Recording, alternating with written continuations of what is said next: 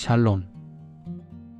하나님의 섭리를 신뢰하며 아침을 여는 예수바라기입니다. 사랑하는 성도 여러분, 오늘 아침 여러분의 마음은 어떤 모양입니까? 눈을 뜨면 세상은 무섭게 돌아갑니다. 마치 물레 위에 올려진 진흙처럼 내 의지와 상관없이 쉴 새 없이 회전하는 세상 속에서 우리는 깊은 현기증을 느낍니다. 우리 청년들의 고민은 단순히 취업이 아닙니다. 바로 형태 없는 불안함입니다. 남들은 이미 화려한 도자기가 되어 진열된 것 같은데 나만 여전히 물레 위에서 이리저리 쏠리는 진흙 덩어리 같기 때문입니다. 나는 도대체 언제쯤 모양이 잡힐까? 이대로 돌다가 튕겨나가서 아무것도 아닌 존재가 되면 어떡하지? 반면 우리 장년들의 고민은 굳어짐에 대한 두려움입니다. 이제야 겨우 내 인생의 모양이 좀 잡힌 것 같은데 어느새 마음은 딱딱하게 굳어버렸습니다. 열정은 식었고 감동은 사라졌고 익숙함이라는 굳은 살만 박혔습니다. 이제 와서 내가 변할 수 있을까? 이미 늦은 건 아닐까? 하나님이 나를 다시 빚으시려고 손을 대실 때 아프게 부서질까봐 두려워 움츠러드는 마음, 그것이 중년의 위기입니다. 형태가 없어 불안한 청춘이든 이미 굳어버려 두려운 장년이든 우리 모두에게는 답이 필요합니다. 오늘 하나님은 예레미야를 통해 그 답이 있는 곳 토기장이의 집으로 우리를 부르십니다. 오늘 우리에게 주시는 하나님의 말씀을 봉독합니다. 예레미야 18장 6절 말씀입니다. 여호와의 말씀이니라. 이스라엘 족속아, 이 토기장이가 하는 것 같이 내가 능히 너희에게 행하지 못하겠느냐. 이스라엘 족속아, 진흙이 토기장이의 손에 있음같이 너희가 내 손에 있느니라. 아멘.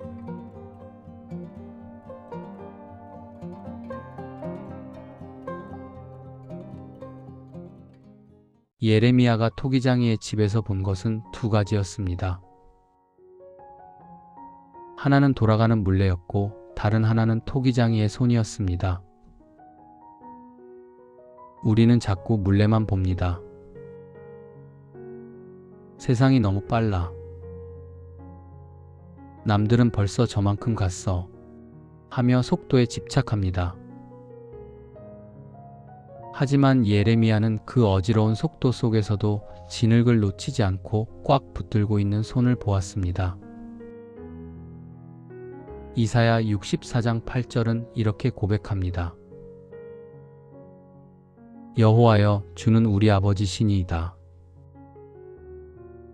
우리는 진흙이요 주는 토기장이시니 우리는 다 주의 손으로 지으신 것이니이다. 그 손은 기계적인 기술자의 손이 아닙니다. 나를 가장 잘 아시는 아버지의 손입니다. 아버지는 자녀를 함부로 빚지 않으십니다. 청년 여러분, 아직 모양이 안 잡혀서 불안하십니까? 그것은 방치된 게 아닙니다. 지금 토기장이 되신 주님이 여러분의 중심을 잡고 계신 시간입니다. 도자기를 빚을 때 가장 중요한 것은 흙을 물레 정중앙에 고정하는 것입니다. 지금 여러분이 겪는 혼란과 기다림은 하나님의 손바닥 정중앙에 여러분의 인생을 맞추는 거룩한 조율의 시간임을 믿으십시오.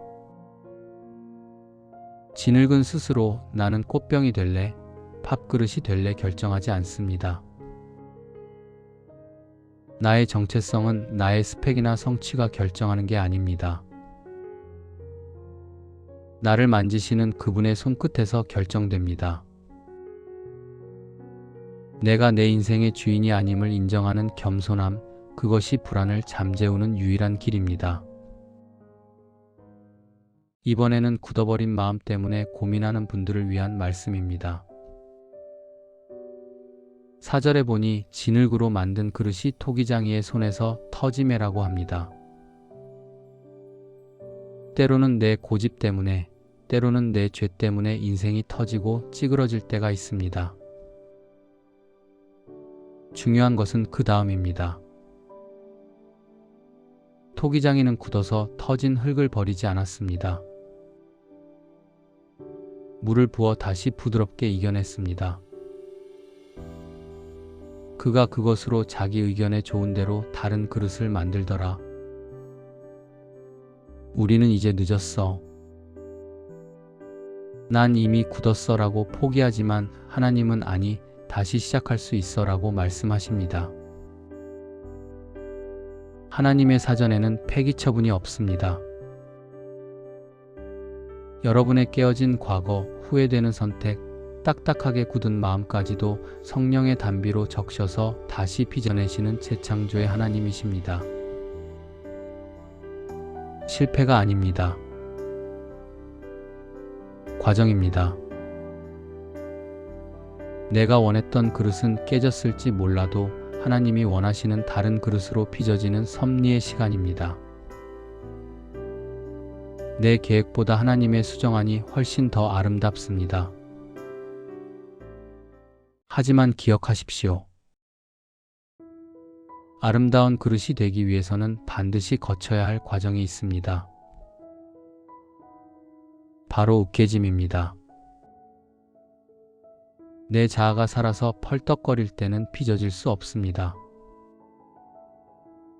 토기장이의 손가락이 꾹 누르는 압력, 내 뜻이 꺾이고 내 자존심이 무너지는 그 압력을 견뎌야 비로소 하나님의 형상이 만들어집니다. 하나님이 이토록 우리를 힘들게 빚으시는 이유가 무엇일까요?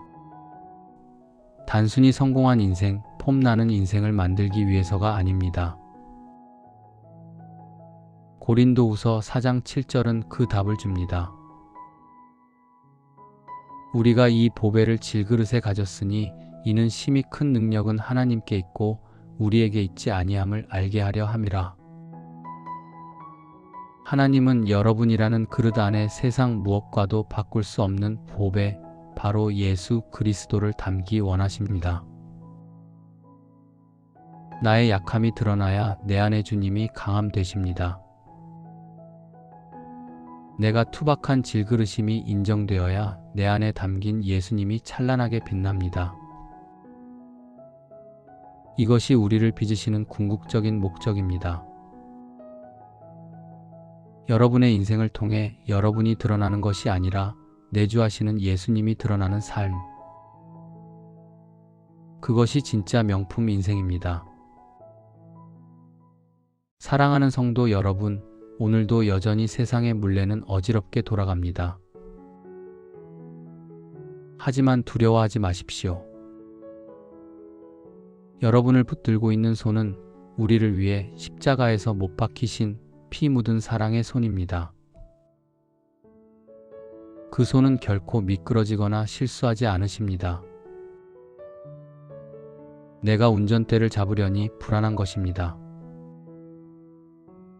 오늘 이 아침 나의 주권을 내려놓는 고백을 드리십시오. 주님, 저는 진흙입니다. 주님의 뜻대로 빚으소서. 아직 모양이 없어도 기다리겠습니다. 깨어졌다면 다시 빚어주실 것을 믿습니다.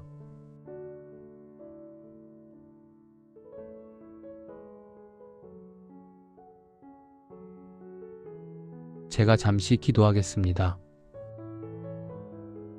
사랑의 하나님, 때로는 인생의 물레가 너무 빨라 어지럽고 때로는 내 뜻대로 되지 않아 깨어진 것 같아 아픕니다.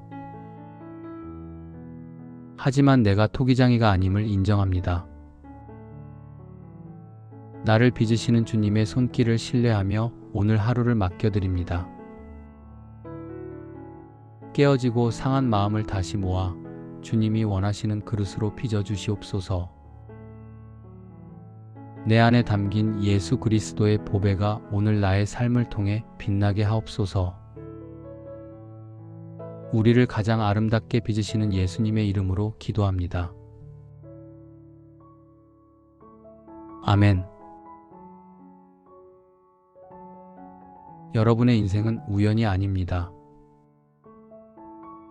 하나님의 손안에서 빚어지고 있는 세상에 단 하나뿐인 걸작입니다. 오늘 하루 나를 빚으시는 그 따뜻하고 섬세한 손길을 느끼며 평안을 누리시기를 축복합니다. 주님의 손이 함께하기에 당신의 오늘은 안전합니다. 오늘도 주님의 작품으로 승리하십시오. 내 인생의 주인 되신 주님만 바라봅니다. 예수 바라기였습니다. 감사합니다.